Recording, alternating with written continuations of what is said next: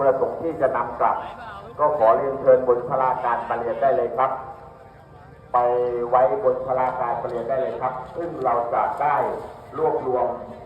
นะครับรวบรวมไว้จัดงาน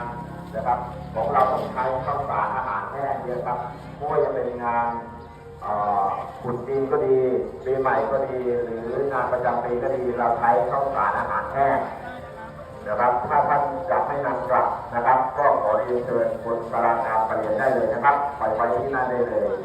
บอกพนักงานนะครับหรือบอกคนที่ถือศีลวันนั้นว่าเราจะมาไว้ที่นี่เพื่อให้ทางวัดได้จัด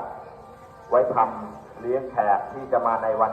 กฐินสามัคคีก็ดีนะครับหรืองานอะไรก็ดีที่ทางวัดจะต้องทำในอนาคต